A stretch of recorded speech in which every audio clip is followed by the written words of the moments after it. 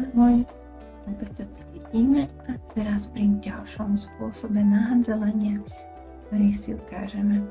Tuto nepotrebujeme nechávať dlhú priadzu na konci, ale môžeme si urobiť prvé očko hneď na začiatku. Pekne si ho hodíme na ihlicu a teraz si pomáhame len ukazovákom.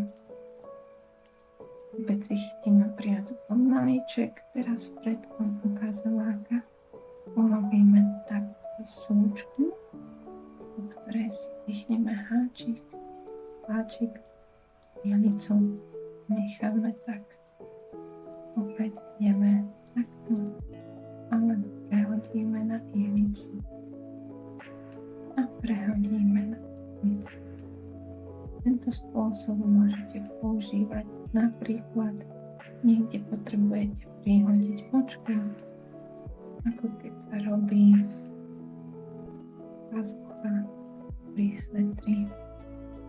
Je to veľmi jednoduché. Máme už 9, 10, 11, 12, 13,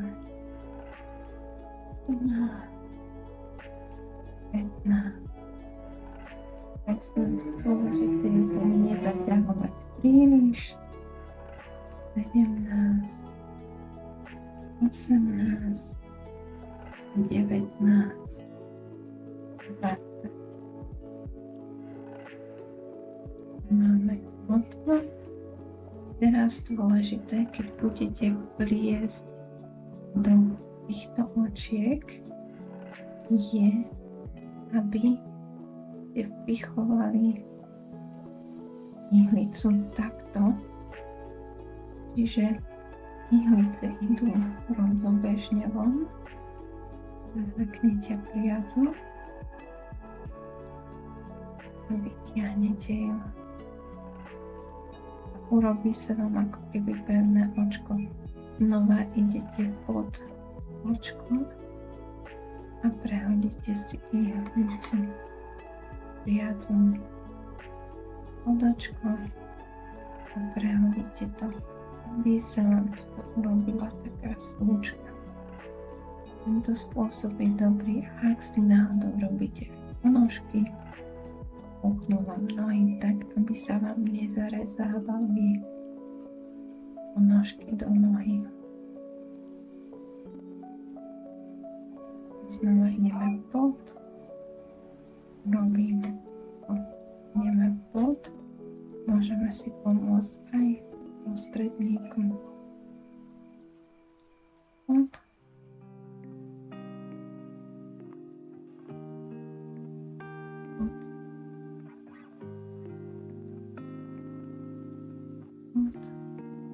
a čo sa stane, keď vám náhodou ujde to očko? Žiaden problém. Urobíte si súčku, pichnete si ihlicu sem, dostanete si takto a iba si ho nahodíte a idete pliesť aj.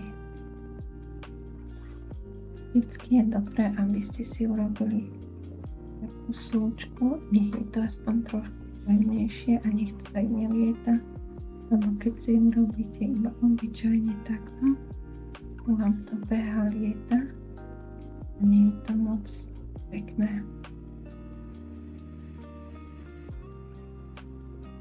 Tak.